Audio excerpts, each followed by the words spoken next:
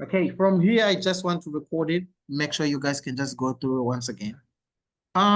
When it comes to network essay, I find it a little bit complex to people because sometimes people do not understand what is it networking and what circumstances in your life have you gone through networking and how was that beneficial to you or to other people.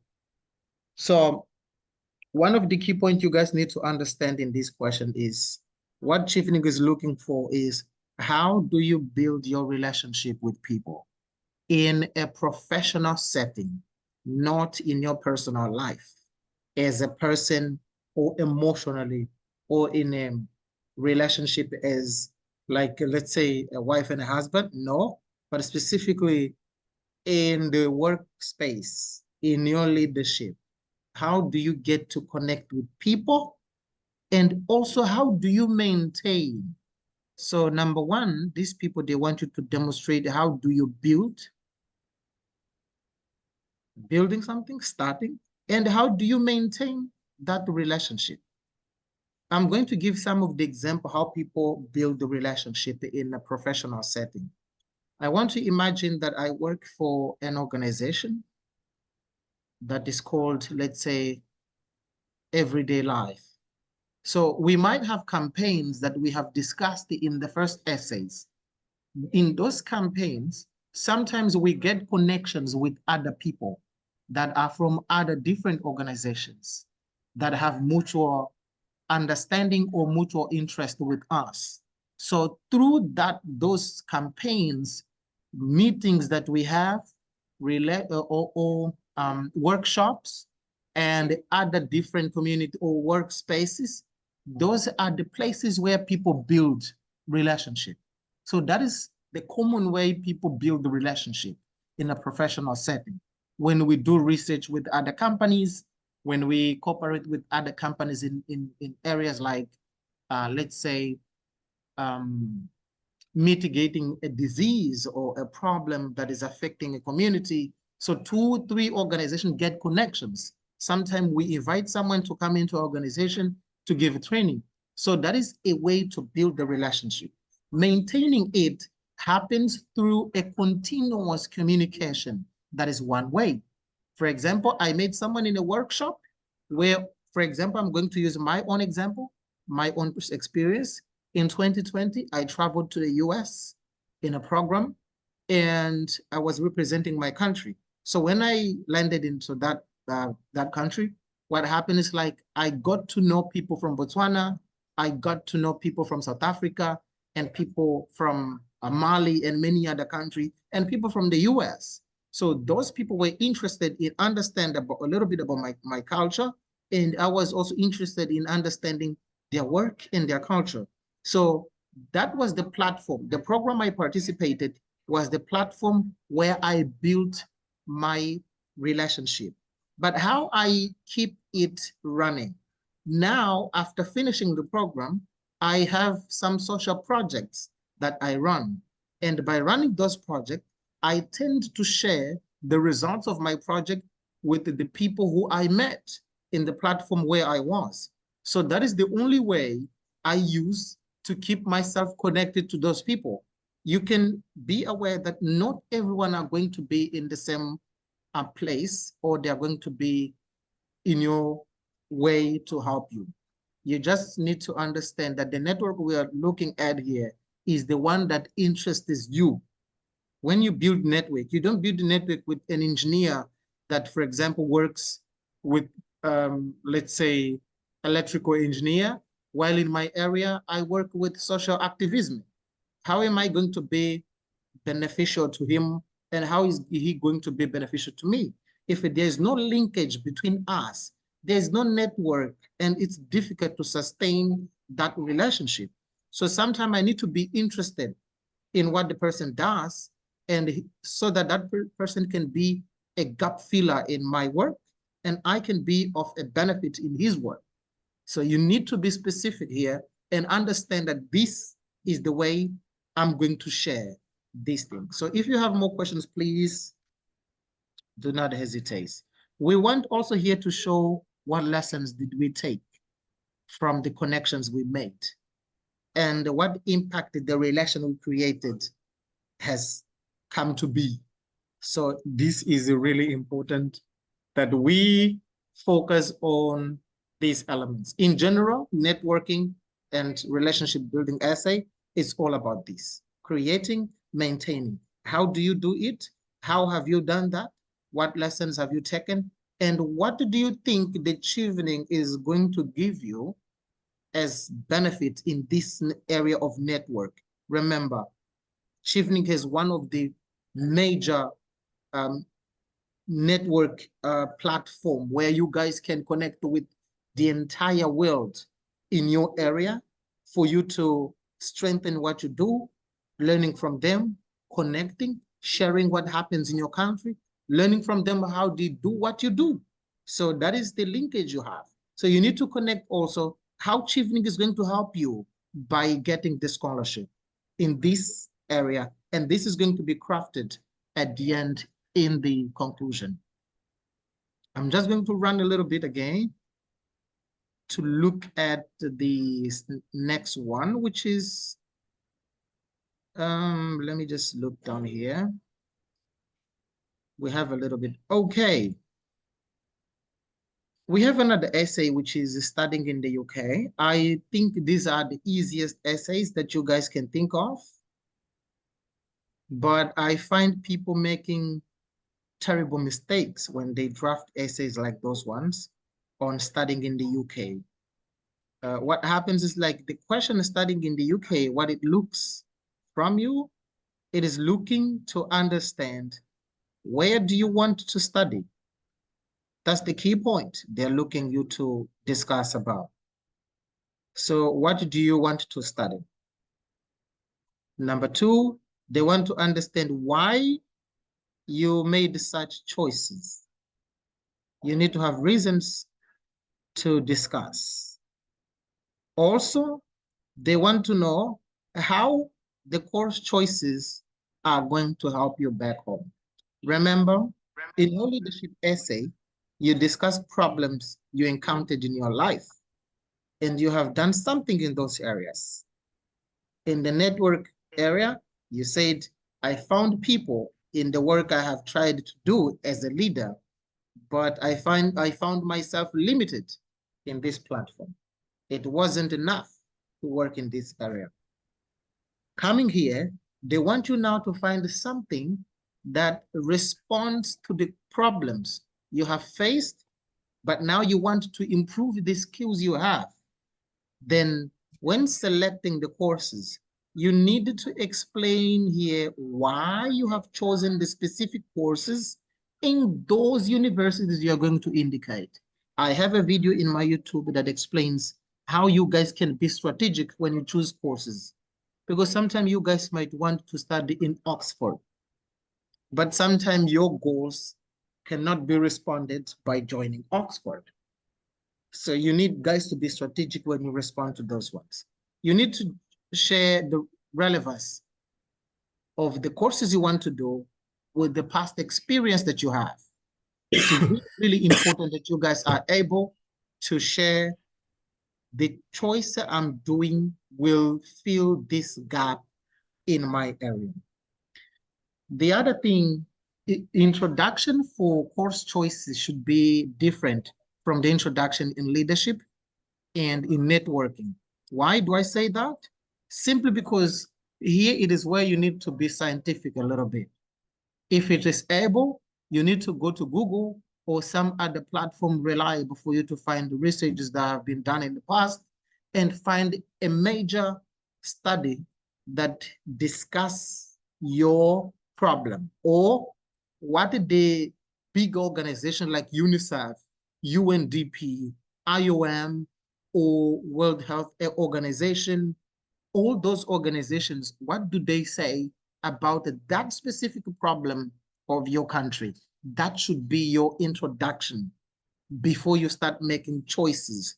Because from that quote or citation you're going to bring, it will be easier for them to believe that this is really a significant problem that needs to be dealt with and be resolved timely or having people trying to solve it. So here you need to bring at least a citation that brings like light to the reader that the problem I want to discuss is not a one, let's say one drop in the ocean, but it's something that the world is aware of. So I feel like by joining these 3 programs I want to choose, I'm going to be able to resolve it.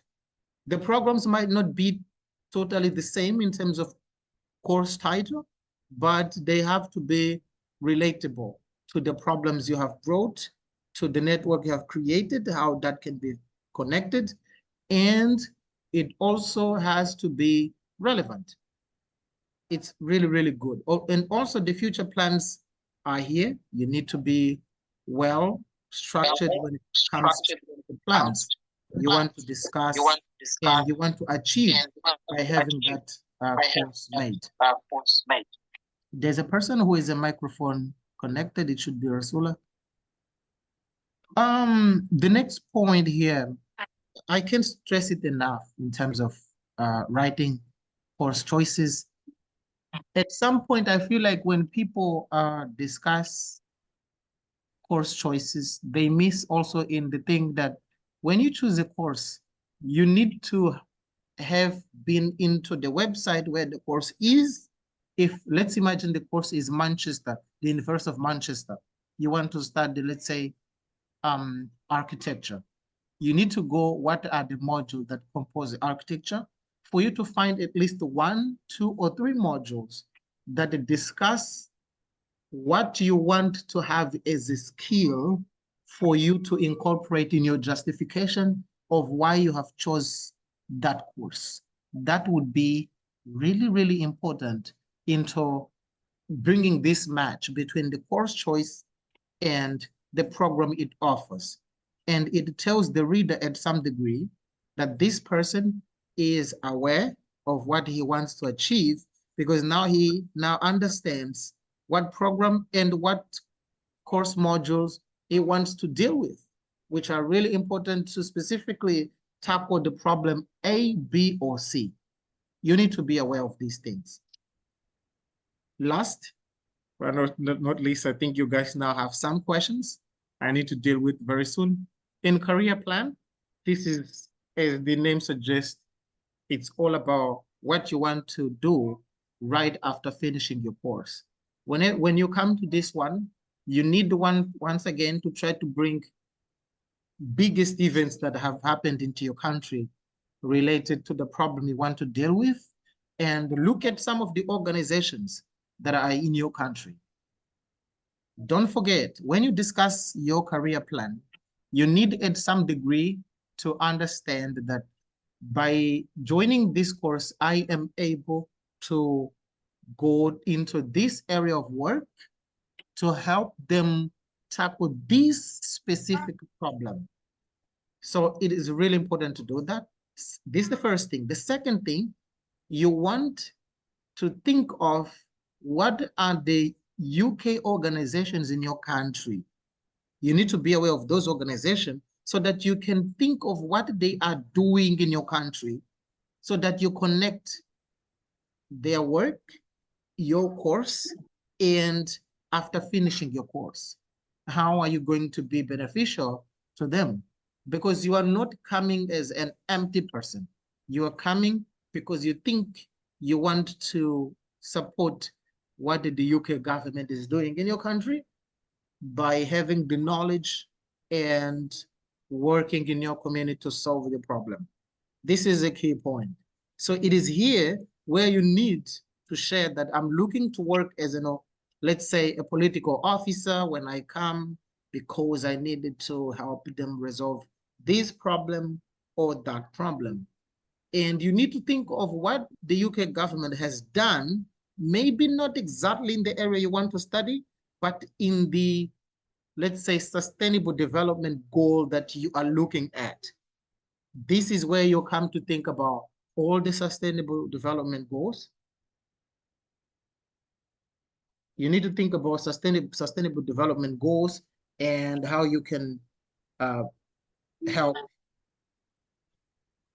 resolving the problem. So yeah, this is how you guys can handle this question. And at this point, I'm not going to go further. I know from tomorrow I'm going to be sharing essays. I'm going to be writing essays from the beginning until the end. And maybe that way I'm going to be clear enough by showing you. I just want to show you one example here before you go. But you guys, you can now share some of the questions that you have. I have here a question that says how to draft essay referring to STAR method. Yeah, many people discuss the STAR method. Most of the time, it says, I don't remember a STAR approach exactly, but most of the time, what I use exactly, it starts with a situation. Situation can be problem. So when you start by a problem, then you can show how did you discuss that problem. And then third, you need to find examples of how you dealt with the problem. And at last, what results did you achieve by applying the method you applied to deal with that? But also what I do that is not in this approach, it's I share the lessons I learned from everything I do. Even if it's a workshop, there's a lesson I take from that.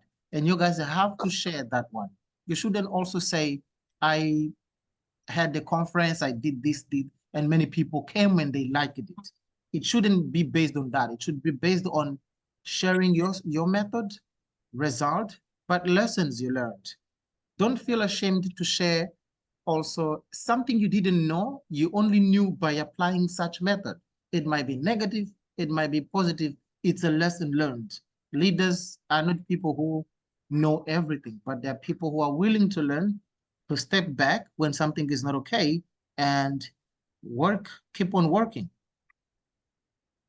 I have another question. In the leadership and network essay, must we give 3 examples? Oh, every paragraph should have an example of what you say, because example is the only way you can demonstrate how you did it. Because you might say, let's say in 2021, I participated in an event in Egypt. The event was meant to teach us about leadership.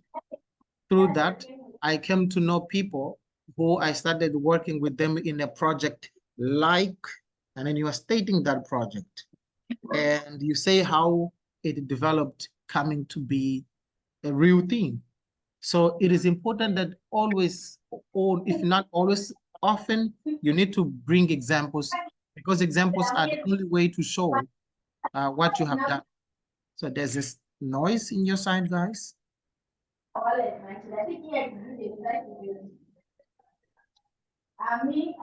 Muhammad wants a video link. Okay, I'm going to share. I don't know if you guys are in the group that we created. If you want to speak about the question, guys, go ahead.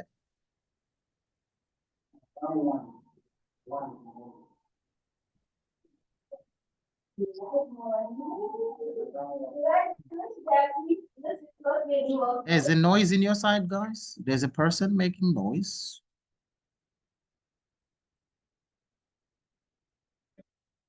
I'm looking to have your questions right now. Okay, thank you so much, Bill. Thank you so much. Can I say something? Yo, go ahead, my friend. Hello, once again.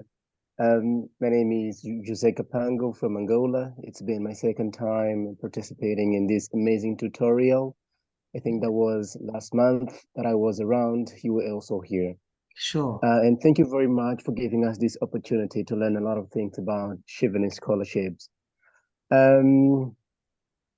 You said you've been a beneficiary of some scholarships apart from Chevening. Yes. What do you think is the most? What do you think makes Chevening really difficult scholarship apart from the one that you have got, apart from those that already exist? This is the first question. I'll let you answer this, and then I also have another one. Okay. Thank you so much, Jose. Yo, I remember you were here in the last event. Thank you. In fact, I don't think Chevening is the most difficult. So what makes it to be difficult at some degree is that the Chevening government, they announce it a lot. There's a lot of marketing in this scholarship. So that is the key element that I believe makes it to be really difficult. I'm going to make a simple comparison. For me, the most difficult scholarship was the Fulbright scholarship. It, it is also the most difficult because of the number of people they take per country. For example, in Mozambique, they simply take 2 or 3 people. And if you don't know, I won it twice. I applied the first time, but the problem was like I didn't like the program. They ended up choosing, and that when you apply for that for Fulbright, you do not have to choose the program. You just say what you believe you would like to know, and they are the last to decide what to take.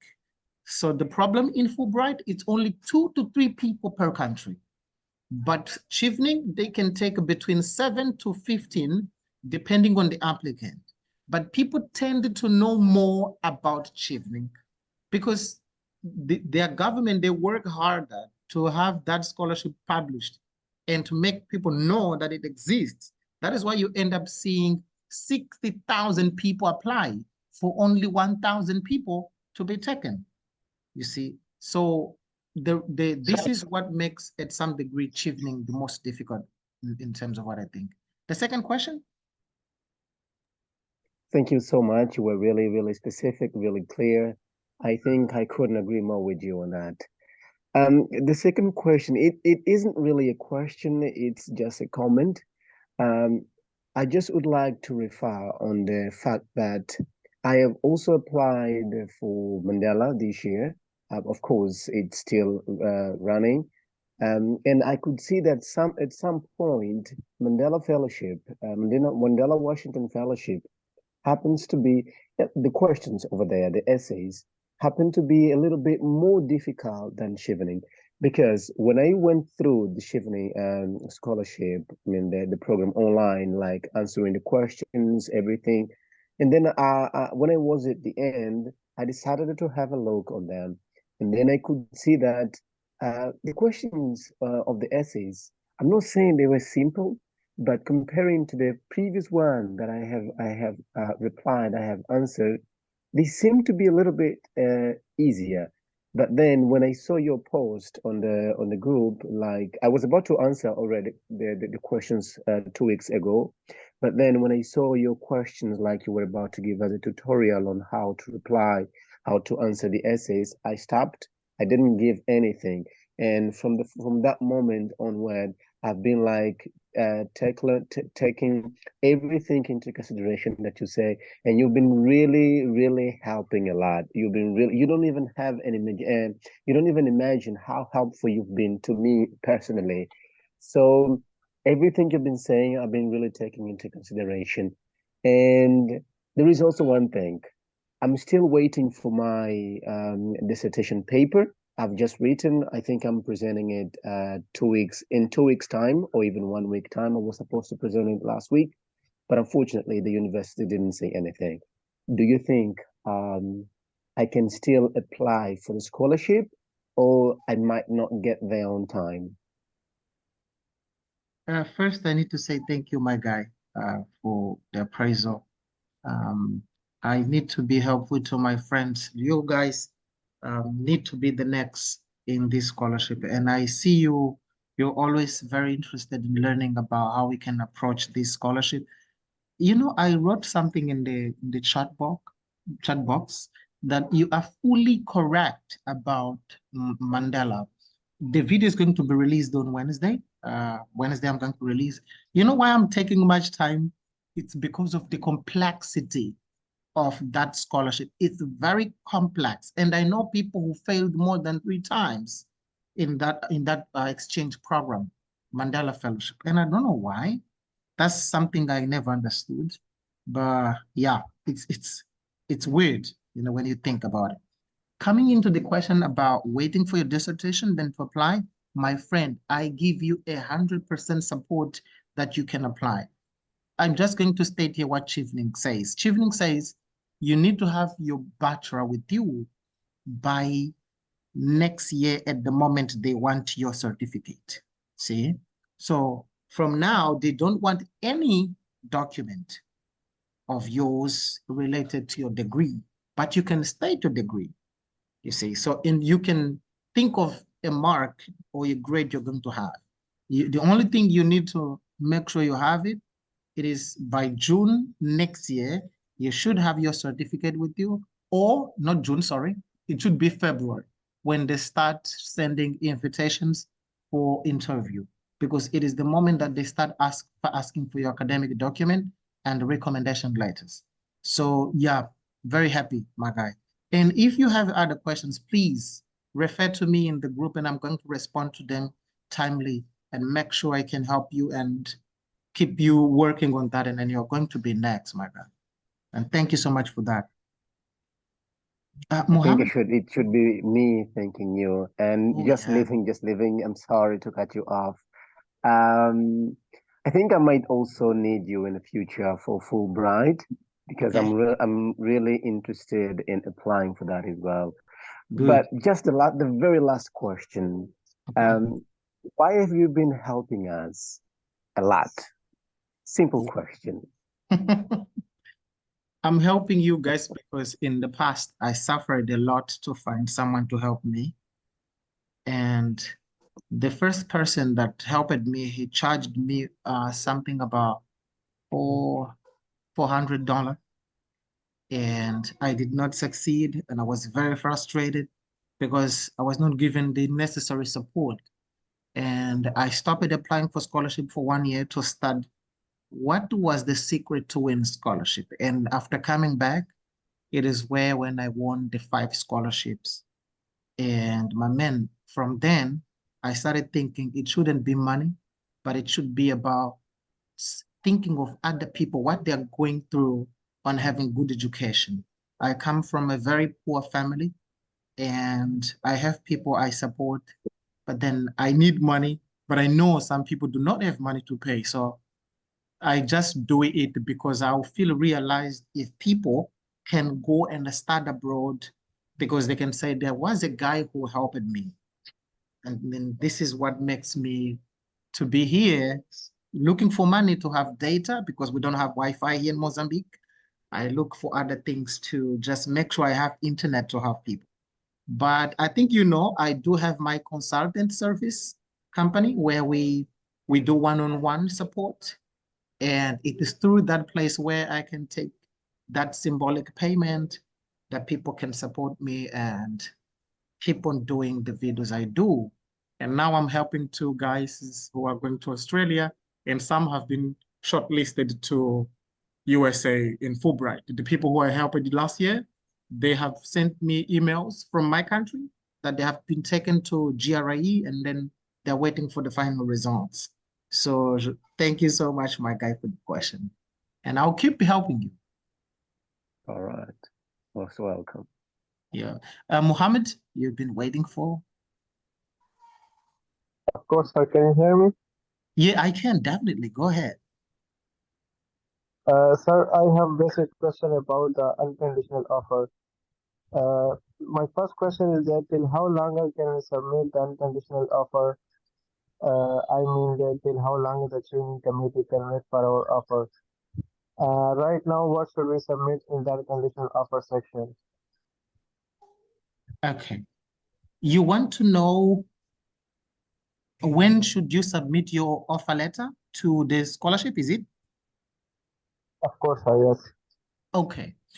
My friend, now you don't need to worry about offer letters because some universities or most of the universities have not started the applications, which means Yes. you don't have space for you to apply and get the unconditional offer. So the unconditional offer is necessary only from June next year. So you have plenty of time to craft your perfect essays for Chevening, revise them, ask support, and then submit. So you don't need to worry. But I recommend that from the moment that the universities open the application, you needed to start applying for one simple reason. You might not get offer from the universities you selected in your website or in the application. So you have another chance to apply for new universities that you have not selected into, you have not shortlisted them into your application. And when you come into the interview stage, you can still change and say, you know, I need to change that university that I put in my list because I feel like this one fits what I want. While you are trying to take advantage because you know you did not make it in the university you chose. But the disadvantage of applying late is that you might not get the offer. Remember, this is a two-way process. You need to get the unconditional offer from one of the three chosen universities and also get the scholarship so that you can have the unconditional or the final offer from Chevening. So I mostly advise people to start applying for universities from October, where majority, almost all the universities are open to application for people going in the next cycle. So for now, you don't need to worry, my guy. And I'm going to upload a video when it is the end of September on how you guys need to work on on how you guys can select and gain an unconditional offer, because there are some strategies I used personally, and I managed to get 4 universities unconditional offer for this year. So I think you don't need to worry for now. I think I responded your question. Any other question, Mohammed? Okay, sir. Sir, other question is that it means right now we should left the unconditional section of choice choices empty right now. Yeah, you need to just think about the universities you want to study and put them in the list. When they ask you what is the status, you simply need to say, maybe I applied and waiting for the decision. Yeah. So that is okay. Sir. Later we can change the university. Sorry? So later we can change the university.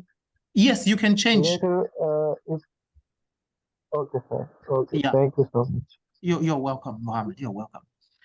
Custodio has a question. I have another question in the chat box, but I'm going for Custodio now, and then I'm going to Tadei. Sorry if I read it wrongly, sorry. Custodio, go ahead.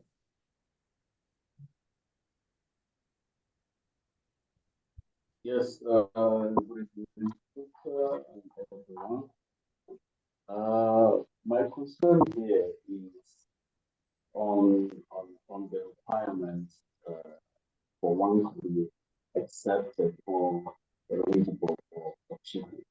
I wouldn't say eligible, but to win it, because I see that there are some things, there are some cases of path that someone must have walked through or gone through so that they can possibly win the scholarship. One of the examples is volunteerism. They strongly value people who get a practice because they are looking for people who can help others unconditionally. So some of us, this is my case, have never been through the volunteer world, and Okay. Okay, I see what you suggest. However, this concerns me a lot, because when it comes to give the example of what I've actually done through my industry, it can be a big job for me. So, and what I want to know from you is, you say that you had to step back and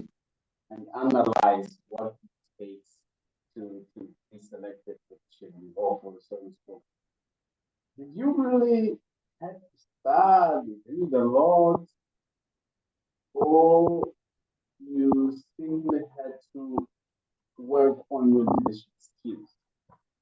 I'm thinking about participating in volunteer work or project or something.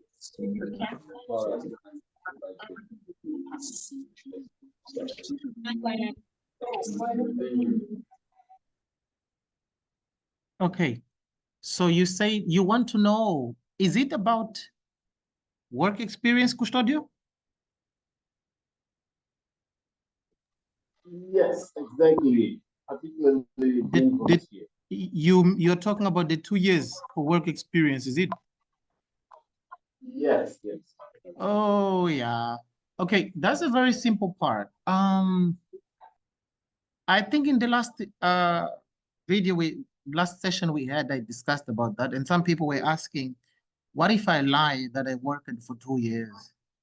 And even 𝐵𝐸𝐺𝐸𝐾𝐤𝐿 said something, agreed that sometimes we need to be consistent in what we say so that these guys do not see some of the inconsistencies we have.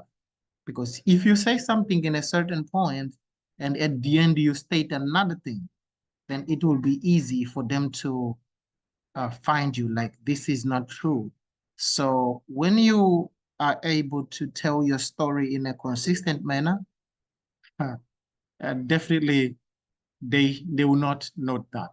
But further explanation, because this is a very sensitive issue, please refer to me on WhatsApp, and then I can come privately and give you some of the strategies you can apply when it comes for 2 years experience, how you have to prove that and make sure it works for you.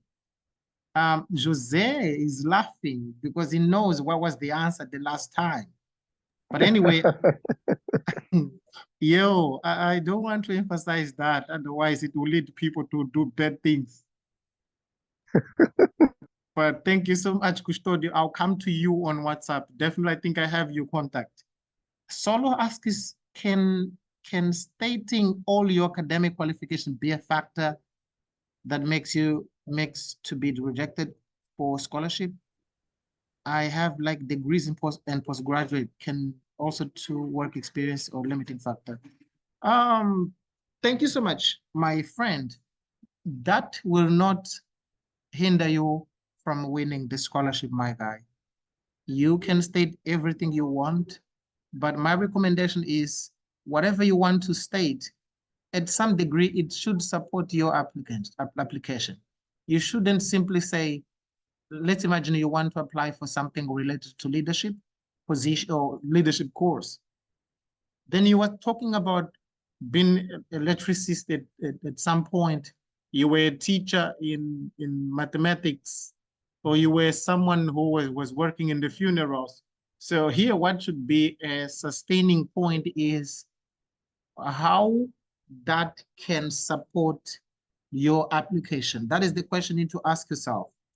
Is it mentioning about my academics on having good grades is going to help my application? If yes, please go ahead. The readers will not take you back by showing yourself on what you have accomplished. At some degree, that might be really important. It proves that you are seeking knowledge. You want to have some knowledge. So it is definitely fine for you to state that. Even the work experience, whenever you want to put your work experience, please think about how is that important to the application or to what I want with Chevening, because you don't want to have to put too many things that at some point you feel like it is not beneficial to the reader. It's going to be a waste of time. So my friend, don't feel unlimited. Go ahead and state whatever you want, but also think back whenever you want to say something, if that adds value or not. I hope I responded to your question. Please, can spelling errors make application to be rejected? Definitely yes. Definitely yes. Why? If a person reads something with too many mistakes, that might tell a message to the reader, or you did not take time to analyze what you were doing. You did not invest in your application, because you need to think about, it might not be the first rejection factor, but if they come across two people, you and somebody else, where they want to take one, then that might be a strong point to the reader to say, no, I don't want this person to go ahead, because there are too many mistakes and there's a lack of attention to details. And being it something so competitive with over 50,000 applications, then they're going to drop you. But that is not the first rejection factor. There are many that I can share in the group that you guys need to avoid. Does the committee contact my referee asking for references, or I have to bring them? You are going to bring on your own. When it comes to January, they are going to ask you to upload them, which means they are going to ask you to go and ask your referees to give you the PDF document, and then you can upload them on your own. Yeah. Any other question? I do have more 6 minutes maximum, and then we'll go. If there are people who are willing to take our services on consulting services, please. We have our services at the very lower price where we can help people analyzing their essays. We give them also sample essays from us, those from past years that we have written with our group. And those are not from any other person, but we use them for people to get inspiration on how they can draft their essays, since we are going to be supporting and reading, recommending on what should be improved and not be improved. So if you guys are willing to take the services, do not hesitate. We will be happy to help you. We're a group of 9 people now that are working actively from Ireland, UK, USA, Brazil, and myself from Mozambique. We're working together. And if you guys are willing to have some support, I'm going to just put the email on the chat box, but I don't think I do have something here.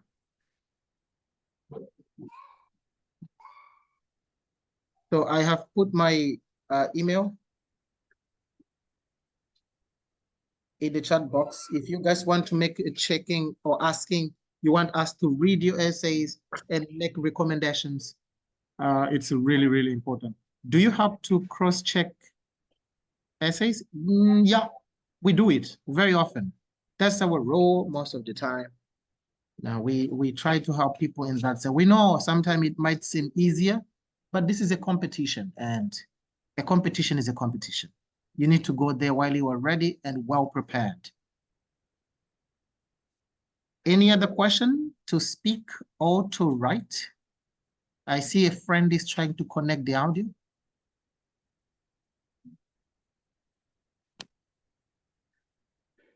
No more questions? In 2 minutes, we should be done.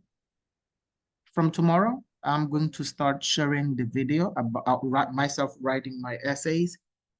And I'll be running a live in the next days. It should be in the next weekend, where I'm going to take randomly 2 essays from people, and then we can do revision together.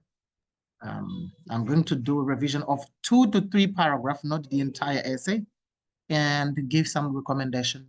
It should be free, but I'm going to ask from the group, and 2 winners or 3 winners should be taken from the WhatsApp group that we have. Follow us, guys. If you type this signal that I put in the chat box, you should find us on YouTube, clisac, CLISAC.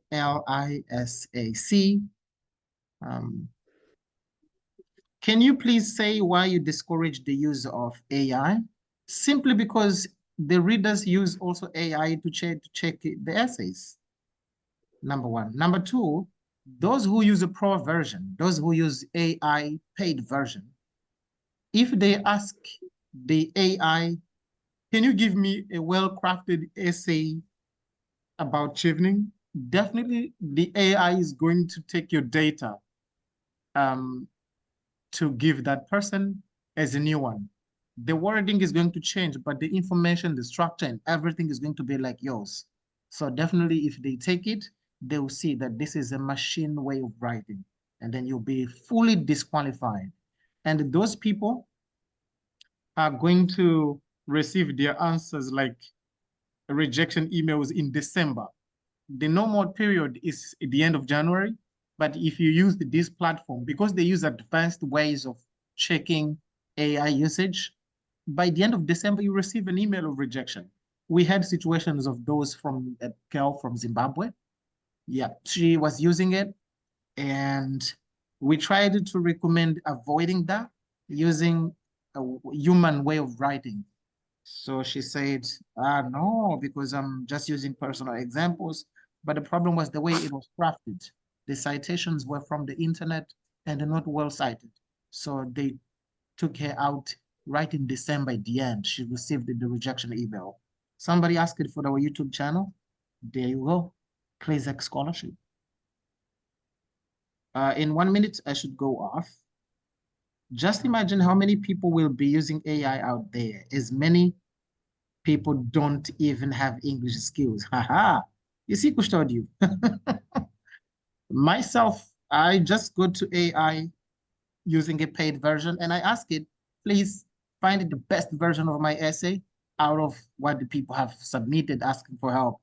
And the AI, with no limitation, because I'm paying, it is going to take all your answers and give me to make a comparison and take it. I can give you 2 examples of that in the WhatsApp group of a problem. Does the leadership examples must relate to professional, or I can be like, oh yeah, academia, it's very fine, definitely fine. You don't need to worry about it. You can use it. Okay, further questions, my guys. Please don't forget to join our WhatsApp group if you're not there. I don't know if I have the link here. I don't. But this is my contact.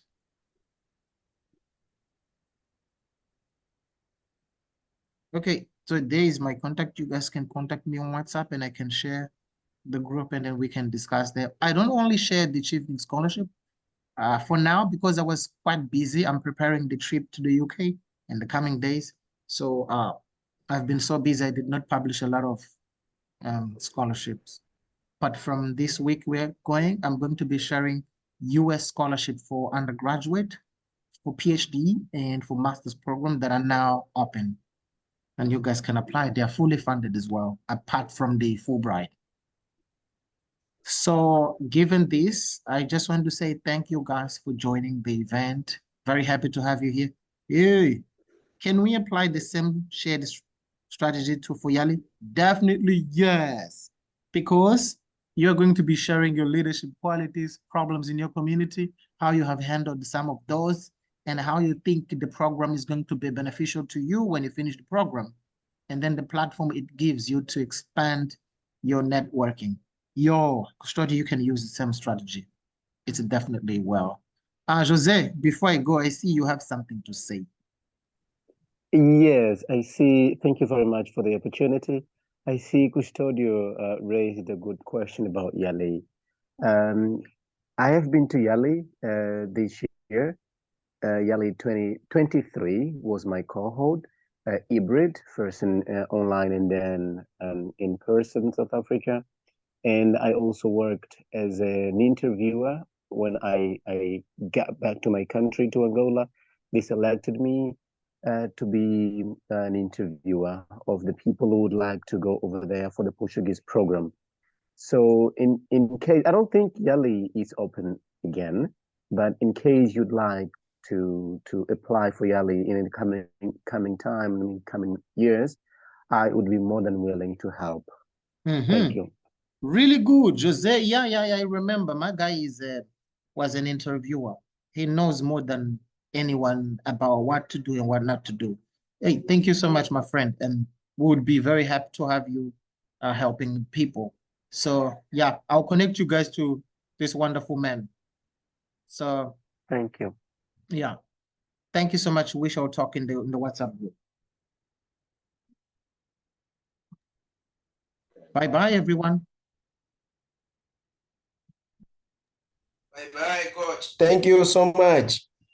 Thanks. Bye.